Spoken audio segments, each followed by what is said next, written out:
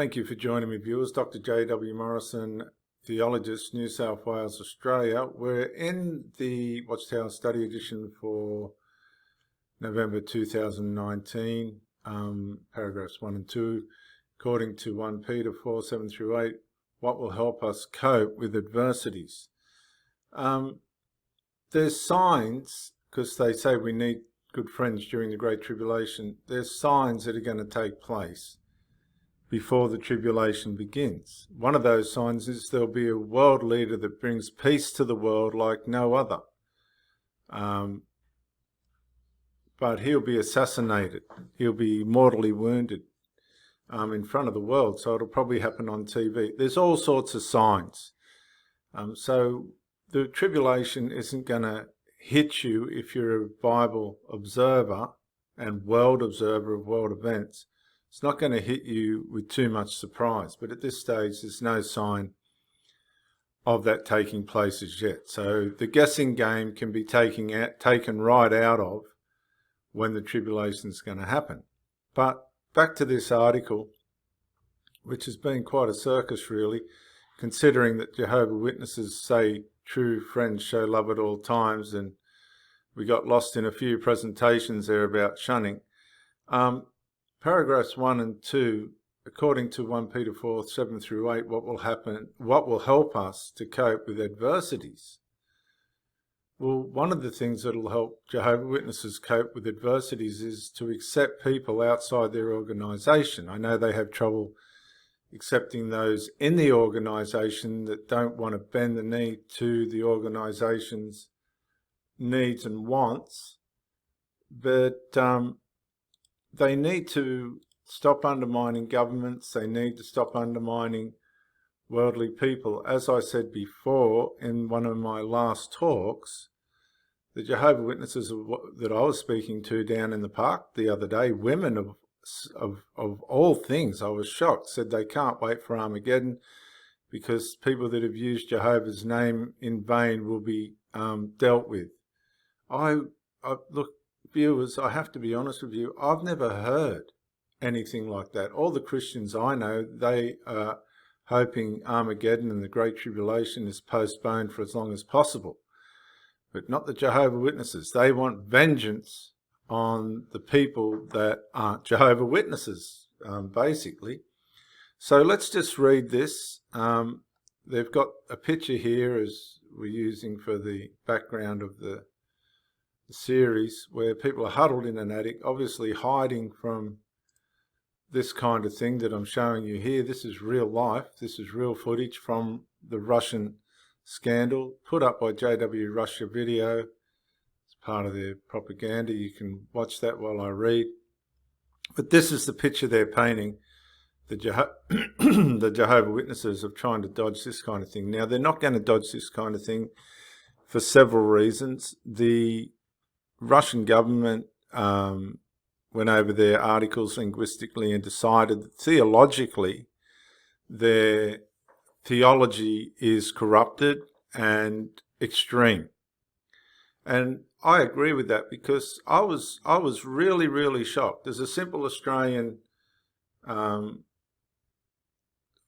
conscientious observer of religion, I was extremely shocked the way in which those Jehovah Witness women were trying to bring on Armageddon for the destruction of people that won't become Jehovah Witnesses. I couldn't believe their attitude. As we move deeper into the last days, we may face severe adversities. For example, after one election campaign, a country in Western Africa was torn apart by social unrest and mob violence.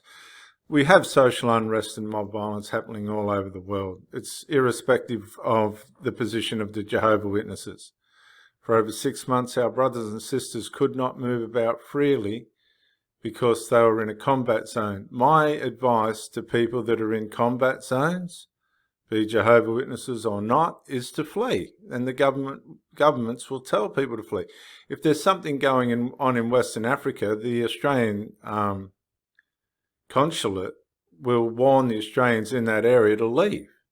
Now, if the Jehovah Witnesses are ignorant enough not to leave, then they deserve everything they get. The Russian government has banned the Jehovah Witness organisation as extreme. Now, this isn't the first time it's happened to this cult. Now, if they want to, in one of a leaked video, they're in their private leaders meeting, hierarchy, top brass meeting, they said that Russia is taking on a mountain if they think they're going to take on the J-dubs. Well, be very careful what you say, Watchtower Bible and Tract Society, because Russia just does not muck around. Now, if you're in a combat zone, honestly, if there's bombs going off around you, what are you going to do? Stand there with a Jehovah Witness cart? Is that what you're going to do? Or several of you, if you don't want to do it on your own? Are the brothers and sisters going to stand there with you? No, I honestly believe that Jehovah Witnesses, like anybody else, are going to run and get out of there. And if you don't, you get what you deserve. What helped them to cope with such hardships? Now, this is more than hardship. This is what would you say? This is crisis. This is a crisis point. This is a point where you have to get out. If you're not a military person in a combat zone, you need to leave, or you're going to be maimed and killed. This isn't a time of hardship. This has got nothing to do with religious work. This has got to do with intergovernmental or sociological battles. You're not going to stand there with a cart and take them on, are you? So some found refuge in homes of brothers living in a safer area. Other brother reported, in such a situation, I appreciated having friends around me. We were able to encourage one another. Okay, this is what a war zone looks like, viewers. This is graphic footage. You can have a look at this. Well, are you going to think that the Jehovah Witnesses are going to be standing in a war zone with all this sort of thing within a combat zone? This is real. People die in combat zones. They're not the sort of place that you just stay around. This sort of language is so far from reality, it's not funny. In such a situation, I appreciated having friends around me. We were able to encourage one another to do what? To stay with a cart? Look. No, you want to be encouraging one another to get out of there. Get your senses together and get out of there. When the Great Tribulation strikes, we will appreciate having good friends who love us. You'll appreciate more than that. You'll be trying to stay alive. So it is urgent that we build strong bonds of friendships now. Now, the problem with this is, and let's just face it, the Jehovah Witnesses don't want to build friendships with people outside their organisation. They don't want to build friendships with people that are not Jehovah Witnesses. Some more Civil War footage. Do you think the Jehovah Witnesses are going to be hanging around there trying to make friends and all the rest of it while all this sort of stuff's going on where they're trying to be missionaries? No. We can learn much from the experience of Jeremiah, whose friends helped him survive during the time leading up to the destruction of Israel. How can we imitate Jeremiah? Jeremiah's got nothing to do with this sort of civil unrest, which is what they're talking about. They're talking about, and they mentioned themselves here in the article, a combat zone. Do you think the Jehovah Witnesses are going to be encouraging one another to stay out there in with the carts in this sort of thing, or hide in homes and stuff? You don't see Jehovah Witnesses helping these people that are fleeing war. You do see the Red Cross and the Salvation Army and all these types trying to get in and help, but you won't see the Jehovah Witnesses organisation get involved in this sort of charitable work. You just won't see it. It's not what they do. So if Jehovah Witnesses want to, play the persecution game for an organisation that's regarded as extreme and a cult, then go right ahead. You're not going to find any example from Jeremiah, because you'll see Jeremiah got his mates to go and do his dirty work. He didn't risk it himself. So I'm going to hand this over. We'll look at some videos. This is Dr. Jason W. Morrison, theologist, New South Wales, Australia. I hope you enjoy the following presentations. Links will be left below.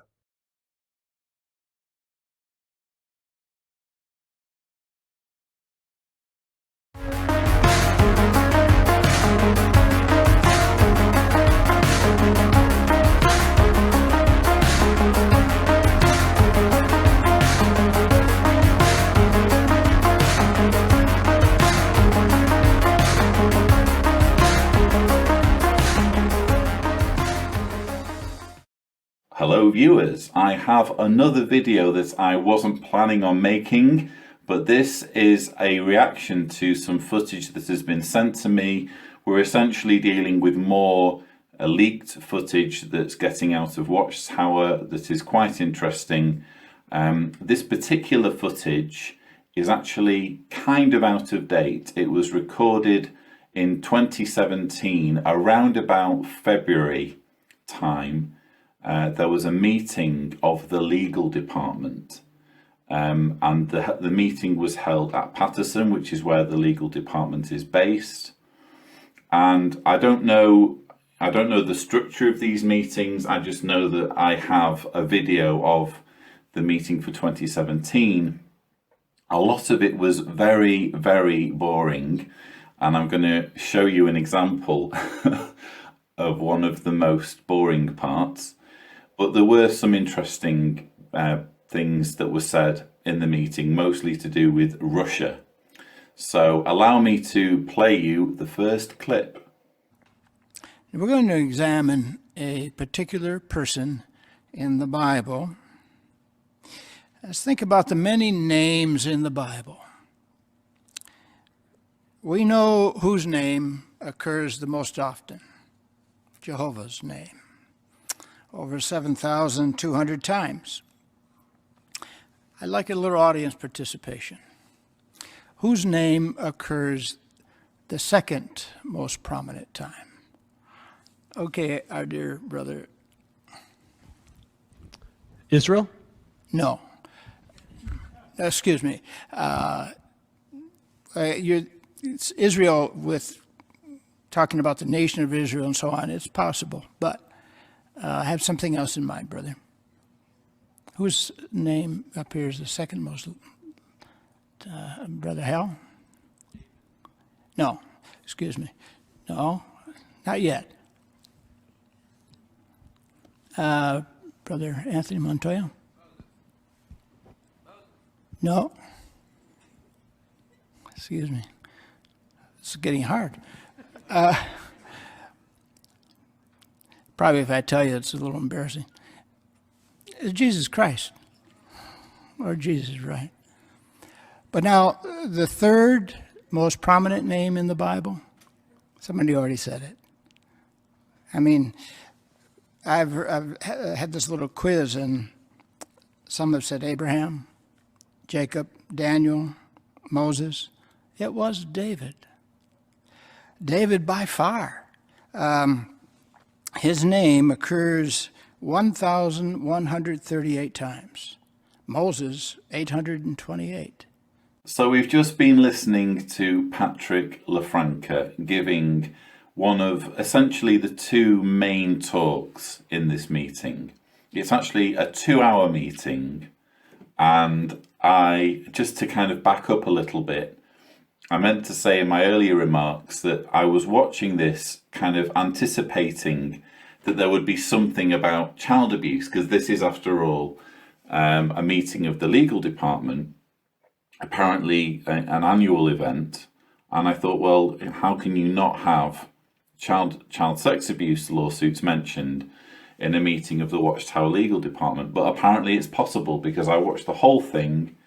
Granted, I skipped through some of the personal experiences and where they had, people up on stage and that kind of thing. But the main talks, the kind of showpiece talks, were this one and a talk that I'm going to come to by Phil Brumley, who is the head of the legal department.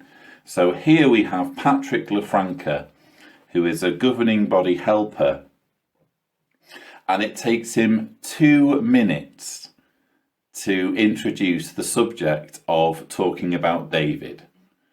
And I just found this laughably inept.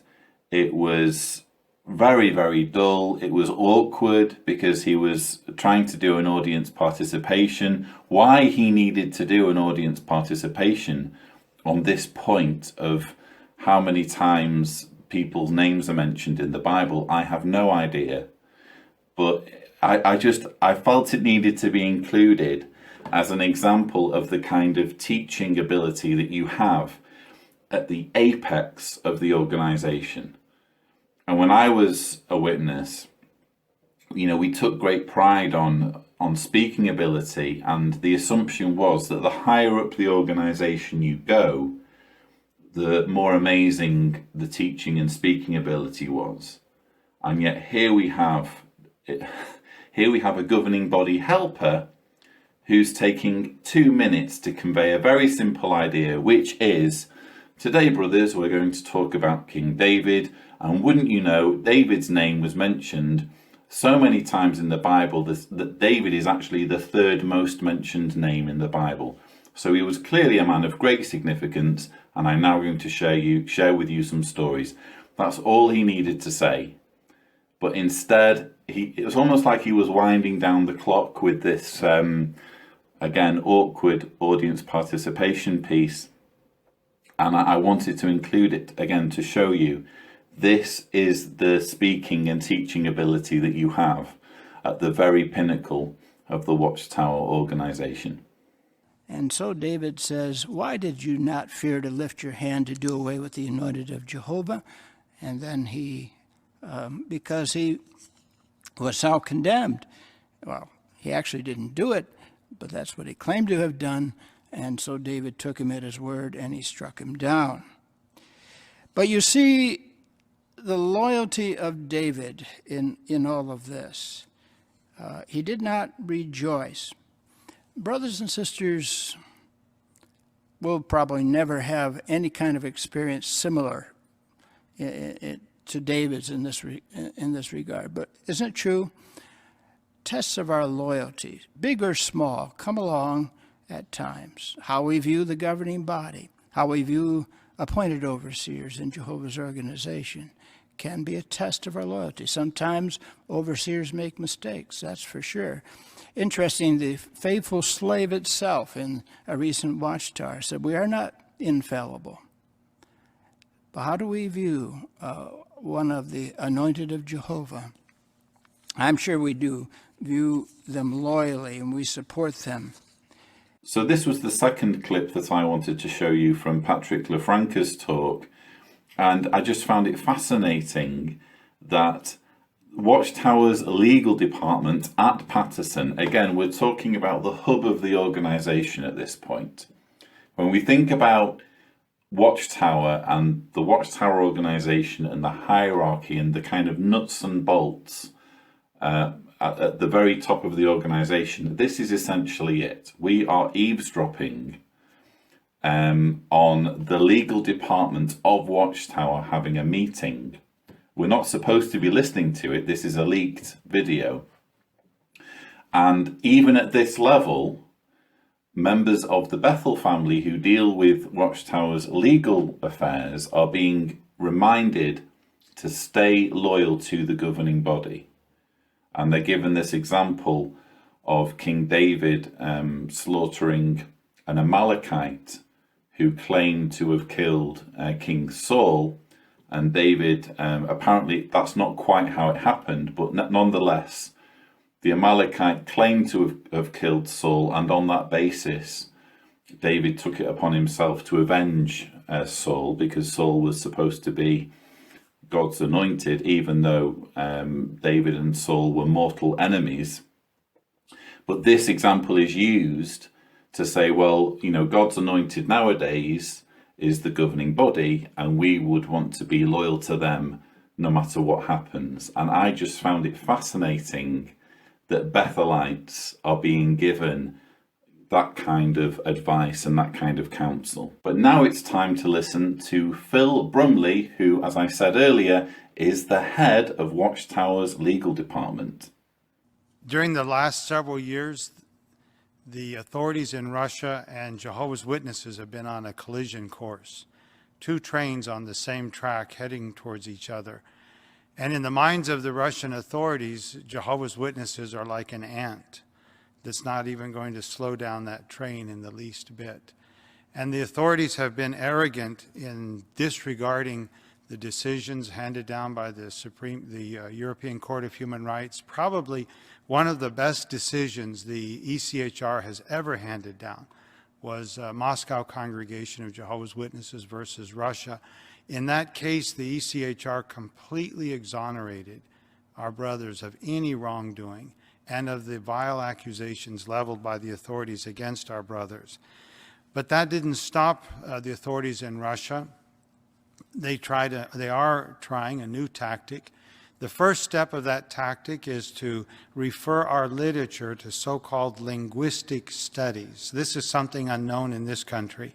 But the concept is that a layperson could read a book, and because he's so simple-minded, he doesn't realize he's being mentally manipulated down a certain road. And then by the time he gets to the end of the book, well, his mind now has been contaminated with some extremist ideology. So our publications, as ludicrous as it sounds as my book of Bible stories, were referred to these linguistic specialists.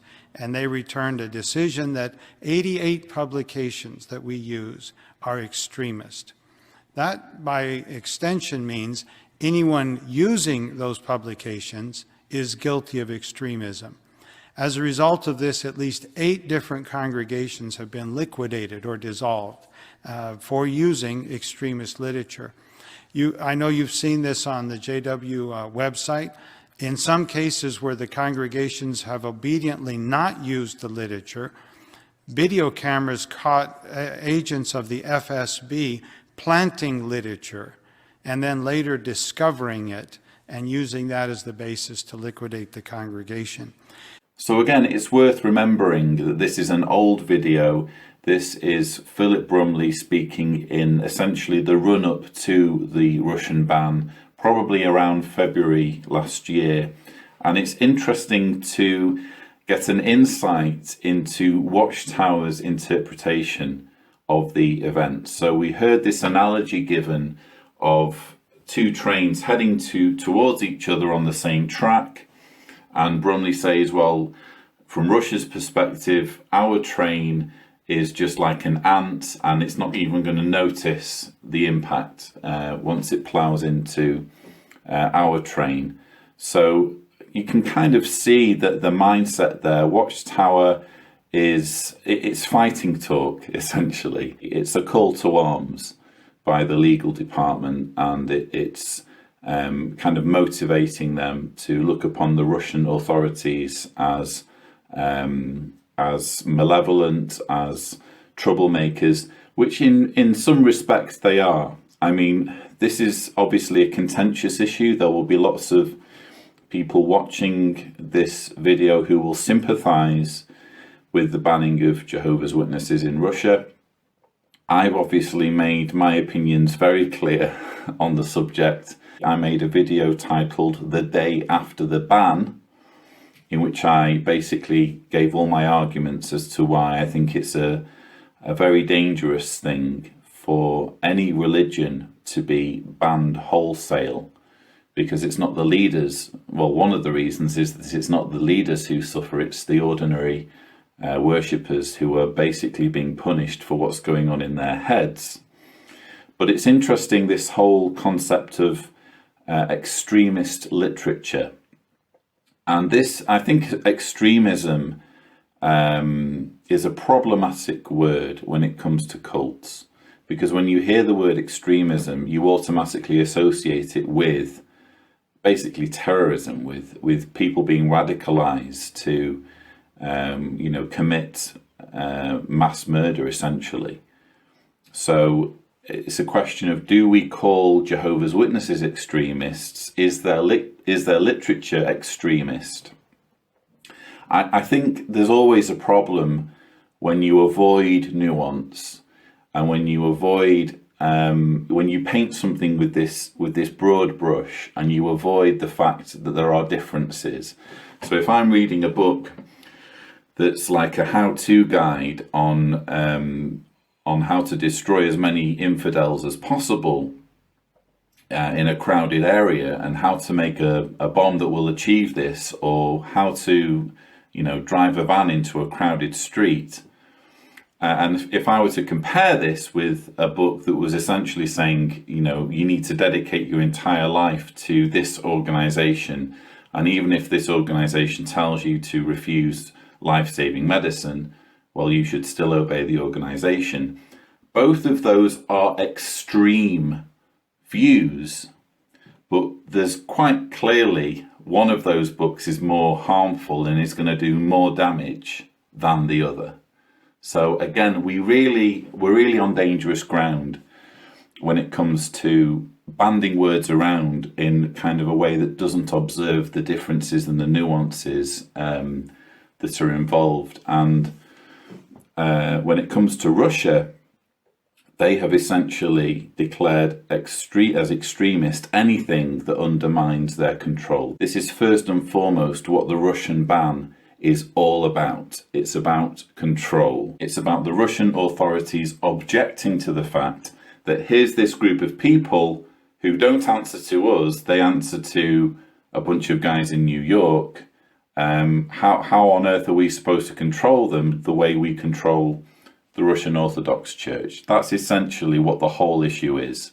It's not necessarily to do with concern for individual Jehovah's Witnesses. We just learned earlier today that the Supreme Court of Russia will hear the matter on April the 5th, 2017, just in a few weeks. It is a virtually foregone conclusion what will happen in the Supreme Court, because with a veneer of legality, the literature is extremist, the local organizations are using it, you're helping the local organizations, therefore you're guilty, that is the branch, and the government is justified in shutting down the branch. If this were to take place, we have over 400 LROs, local religious organizations, that would also be liquidated. So we're facing the very real possibility that our kingdom halls across Russia could be shut down, or worse, confiscated, or attempts made to confiscate it. And the branch, similarly, shut down, and the brothers not allowed to use the facilities. So in response to this, the governing body has organized a vigorous response, both legally, in contacting government officials, and in the media. Brothers in Europe will be filing emergency applications for hearing before the European Court of Human Rights and before the CCPR of the United Nations. And here domestically as well, the governing body has instructed us to pull out all stops, talking with authorities in this country and in other lands to advise the authorities of what is going on. And I might mention this is confidential, but a letter writing campaign is being organized for the first time in decades, where every one of Jehovah's Witnesses will be asked to write a letter to the Russian authorities. So literally, the authorities will be receiving millions of letters from our brothers around the world. So here we have Phil Brumley describing the governing body swinging into action with talk of a letter writing campaign. Again, this is before the fact. This is when it was still not widely known that there would be a coordinated effort to send letters to Vladimir Putin, which is what Witnesses ended up doing in the millions.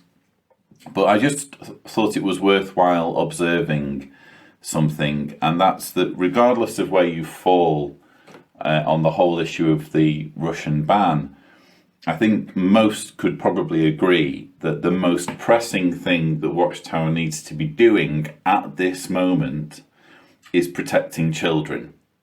And it has this opportunity to listen to what experts are saying, to listen to what the Royal Commission's saying, to take on board the concerns of the Charity Commission, and to think, how do we make children safe? how, from this point forward, how do we guarantee that everything that we could possibly do to protect children is being done? And how do we start addressing the historic cases of abuse so that all of those that have been abused feel safe to come forward, and that there is some means of offering some kind of compensation to these victims? That is Watchtower's number one priority from a legal perspective. And yet here at their 2017 legal department meeting, all they can talk about is Russia. And how convenient that the Russian authorities came along and gave them something that they could kind of distract witnesses with. Oh, never mind all those mumblings about child abuse. Let's talk about Russia. It was very, very clever, and I think very tragic that, again, the elephant in the room of child sex abuse is being ignored, and Russia is being put front center. So when we think again about that illustration, two trains on a track, the Russian government and Jehovah's Witnesses, little do the Russian authorities know that it's not an ant on the tracks. It's the mountain of the house of Jehovah. And what happens when a train hits a mountain?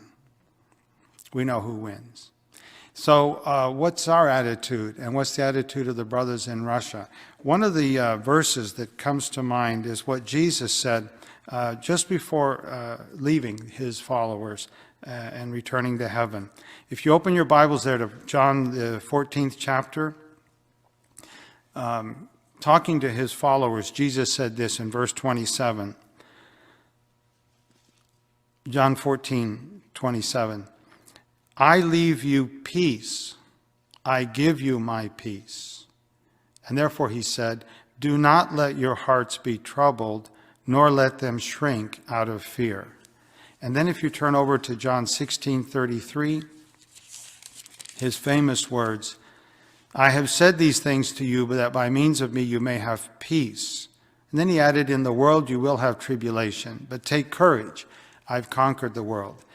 It is an amazing thing to see the resolute confidence that our brothers in Russia have in what they're going to do and how they're going to confront this situation. Actually, in many ways, those of us here in the West, so to speak, have reacted more to this than the brothers in Russia.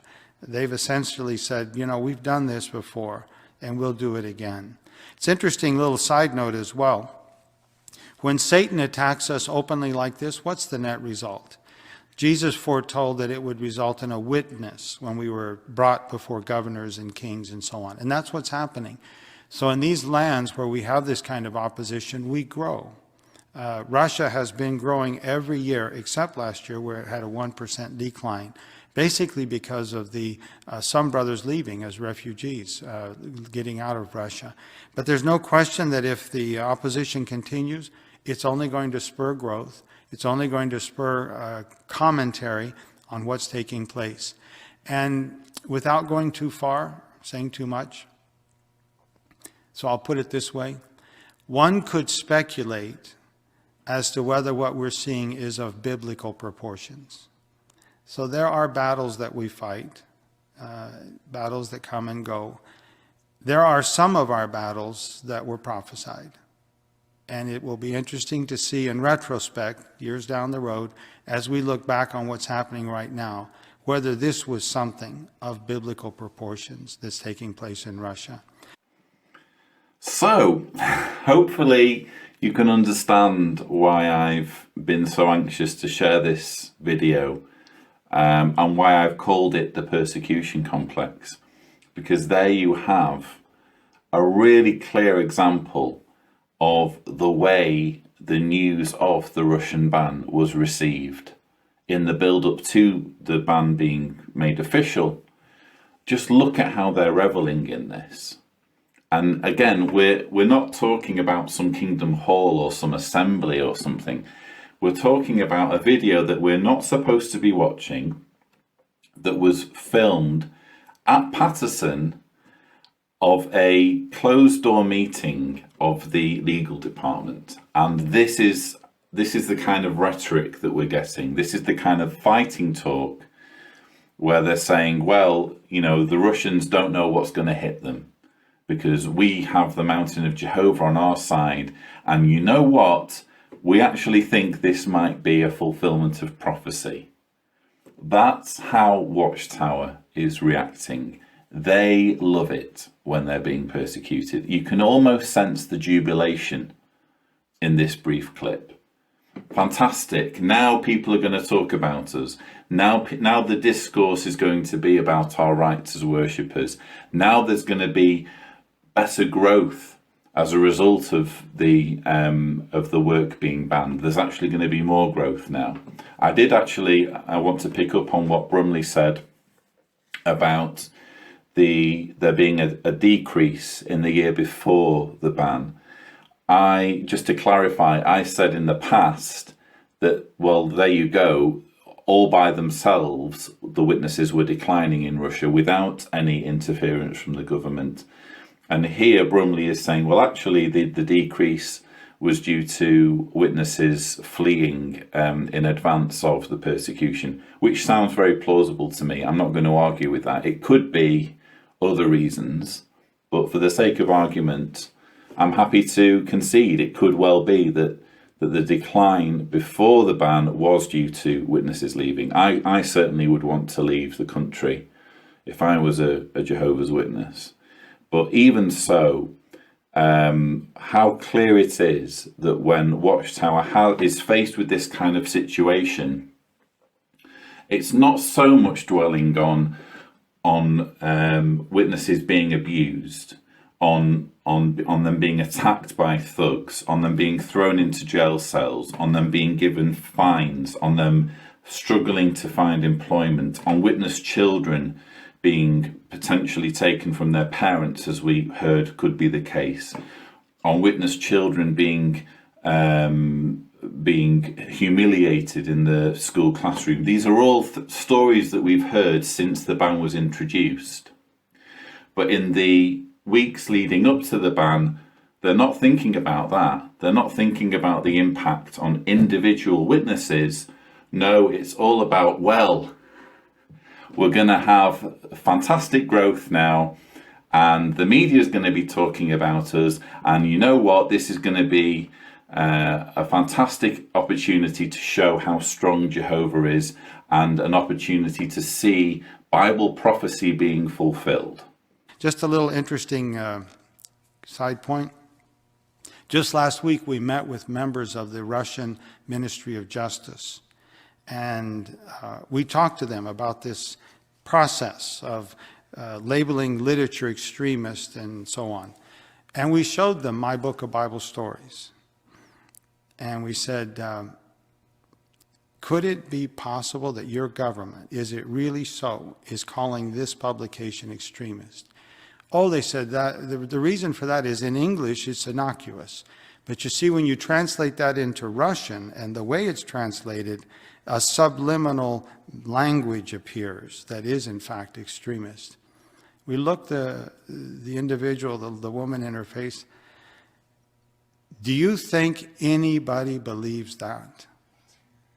Do you think any person believes that? If we hold up a piece of paper and say, this is black, and everybody sees it's white, does anybody believe you? I said, you need to understand something. At stake here is not just the religious freedom of Jehovah's Witnesses. At stake here is the credibility of the Russian government. So that's the message we want to get, that the government stands to lose if it continues in this fight, one way or the other. In the meantime, we keep this before Jehovah in prayer. Recall those verses from Jesus, I give you peace. So this is an exciting time to be alive and to see Jehovah's hand and to see the advancement of kingdom interest, and in one way or another to be a participant in this. Again, there you have it. This is an exciting time to be alive. How exciting to be a participant in this. No regard for the misery that will be inflicted on individual witnesses who will be hit hard by the ban. And again, you type into Google Russia ban Jehovah's Witnesses and just see what stories come up. You know, since the ban's been enforced, already we're getting some horror stories seeping out of Russia of the impact on a human level that this ban has had.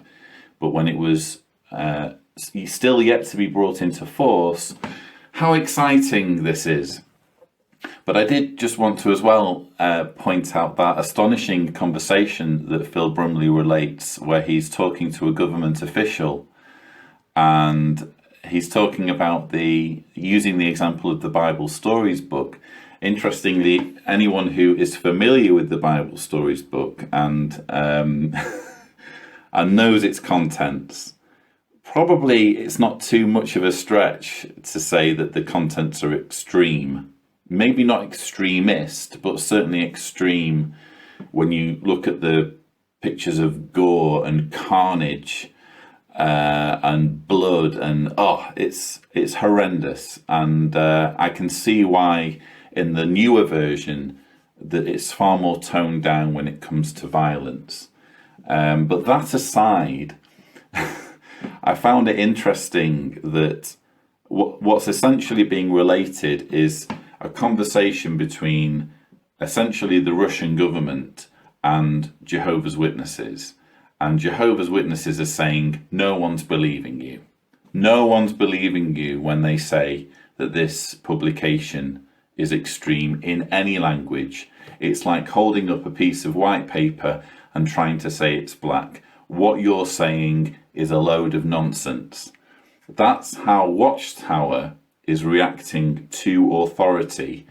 And yet, how does Watchtower respond when individual witnesses, faced with, frankly, aggression, faced with abuse, faced with injustice? How are individual witnesses dealt with who appeal to Watchtower's common sense and appeal to Watchtower's logic? They're not even listened to begin with. At least the Russian authorities were opening a dialogue. Whereas when it comes to Watchtower, they don't give anyone any opportunity to answer back. No one has an opportunity to point out how irrational and illogical and unreasonable and unkind these teachings and policies are. So hopefully you can understand why I found this a fascinating video. It was a 2-hour meeting, and there was lots of very, very dull, very, very tedious material in there that I've spared you from. I'm not going to say anything else about the video because I'm protecting the source, but I hope that you have found this a fascinating insight, as I have, into the inner workings of Watchtower and how they react to persecution, to perceived attacks by Satan. So I hope you found this video interesting. Please don't forget to subscribe for more videos, and as always, thank you for watching.